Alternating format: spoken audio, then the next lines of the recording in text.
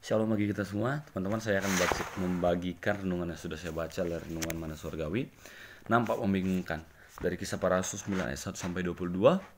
Saya akan baca ayat 22 saja. Akan tetapi Saulus semakin besar pengaruhnya dan ia membingungkan orang-orang Yahudi yang tinggal di Damsyik karena ia membuktikan bahwa Yesus adalah Mesias.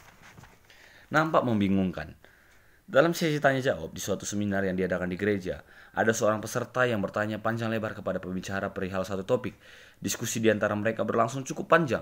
Setelah selesai seminar, pembicara tersebut menghampiri saya sebagai panitia acara dan berkata bahwa peserta yang bertanya itu sebenarnya menanyakan hal yang sederhana, namun kalimat-kalimatnya nampak membingungkan sehingga sulit dipahami.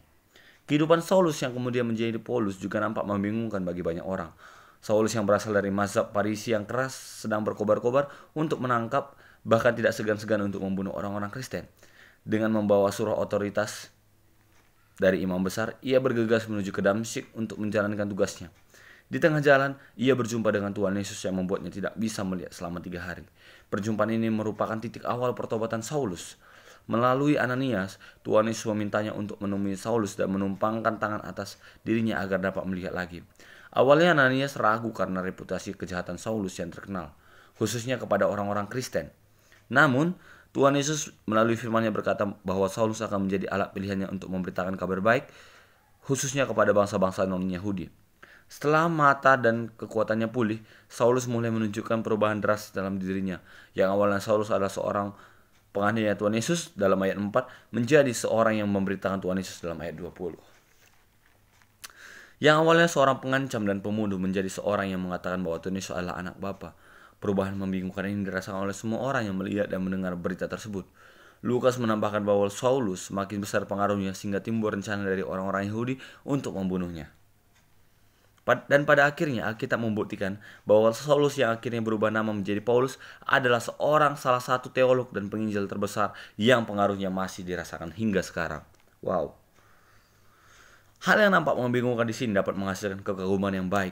Di hadapan Raja Agripa, Paulus mengatakan bahwa pertobatan harus disertai dengan perubahan hidup dalam Kisah 26 ayat 20. Perubahan hidup yang radikal dan holistik harus termasuk dalam pikiran, perkataan dan perbuatan. Dan ini merupakan perubahan yang membingungkan orang lain. Ketika melihat diri kita, dari yang awalnya ingin dikasihi menjadi mengasihi, yang awalnya ingin menerima menjadi ingin memberi, yang awalnya berkutat dengan kejahatan menjadi melakukan kebaikan. Buatlah perubahan hidup yang radikal yang membingungkan orang lain sehingga melaluinya nama Tuhan dikenal dan ditinggikan. Doa, Bapa ajar kami untuk membuka hati dan diri kami agar Roh Kudus dapat bekerja mengubah hidup dan diri kami semakin serupa dengan Kristus. Dalam nama Tuhan Yesus, amin. Ketika kita menghasilkan buah-buah pertobatan, maka itu bisa menimbulkan rasa ingin tahu orang lain akan keyakinan kita.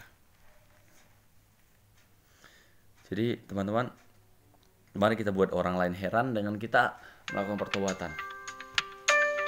Saya juga mau membagikan firman Tuhan yang saya catat tadi dari Amsal 8 ayat 18. Kekayaan dan kehormatan ada padaku, juga harta yang tetap ada dan keadilan. Riches and honor are with me, durable riches and righteousness. Kalau Kuan-Kuanan berkata, ibas aku simpar kebayakan dengan kemuliaan, bagi kesenangan ada kita akan sesura-sura. Jadi kita tahu bersama bahwa firman Tuhan juga katakan bahwa kekayaan dan kehormatan ada pada aku gitu, bahwa susah payah tidak akan menambahinya gitu. Itu datangnya daripada Tuhan. Jadi mari kita bersyukur, mari kita selalu meminta kepada Tuhan. Keadaan saya sampai saat ini, saya percaya itu bukan karena kehebatan saya, tetapi semuanya karena kemurahan Tuhan.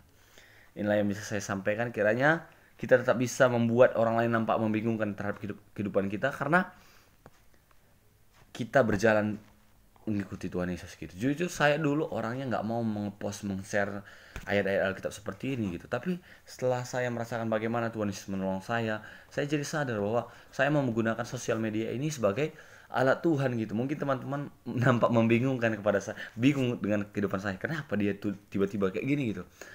Itu karena saya merasakan bahwa hidup saya itu tanpa Tuhan tidak ada artinya gitu. Saya bisa kuliah di USU, saya bisa mendapatkan prestasi juara 1 lomba video kreatif. Saat ini puji Tuhan saya lulus micro teaching IKLC dan menuju tahap wawancara. Itu semua karena Tuhan gitu, bukan karena kehebatan saya. Jadi tetaplah kita berjalan sesuai dengan kehendak Tuhan. Ini yang bisa saya sampaikan. Tuhan Yesus memberkati. Haleluya.